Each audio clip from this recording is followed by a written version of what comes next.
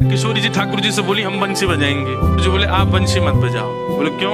बोले बजेगी नहीं आप। किशोरी जी बोली अच्छा हमसे नहीं बजेगी। ललता विशाखा तुरंत आ गई, ये पहले आ जाए लड़वे लाल जी थे। कहा गई तुमने? बोले मैं यूं कह रहा हूँ कि हमारी श्यामाजू बंसी नहीं बजा पाएंगी। अच्छा हमारी लाडली जू जब चले ना तो उनके पामन की नूपुर उनकी ध्वनि पे राग रागनी वारे वारे जामे, और तुम यूं कह रहे हो हमारी लाडली जी बंसी नहीं बजा पाएंगी।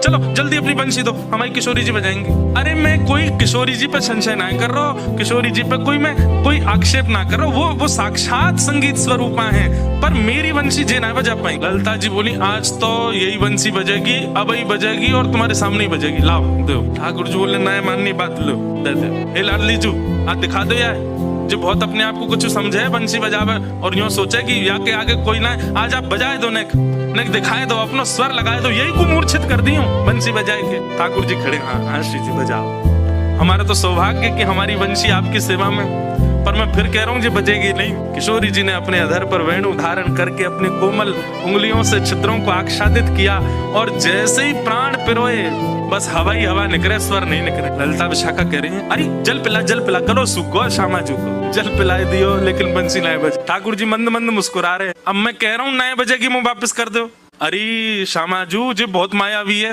ये अपनी माया ते कछु कर सके, याने जरूर बंसी बांध दी होगी, याने बंसी को टोना टोटका करके बाकी स्वर सबरे अंतर ध्यान कर दिए, नहीं तो हमारी श्यामाजू कोई स्वर को, कोई संगीत के वाद्य को स्पर्श कर दे, अरे स्पर्श मात्र से बजन लगे, ये बंसी क्यों ना बज रही है। ठाकुर जी बोले पहले बंसी वापस करो फिर बताऊंगा। किशोरी जी ने बंसी वापस करी। ठाकुर जी बोले अच्छा एक बात बताओ, आप बंसी को वादन करते समय मन में कौन को चिंतन कर रही? किशोरी जी बोली मैं तो कोई भी वाद्य बजाऊं आपको ही चिंतन करूं। बोले यही तो गलती कर रही हो, ये वंशी जो है ना हमारी अनन्य भक्त है। अनन्य को मतलब कहा होवे एक के अलावा दूसरे को ना भजे, और या वंशी में नित्य आपको ही चिंतन होवे, या वंशी में नित्य आपको स्मरण होवे, ये वंशी आपकी भक्ता है और आप या वंशी से मेरी भक्ति करोगी तो ये वंशी कैसे बजेगी।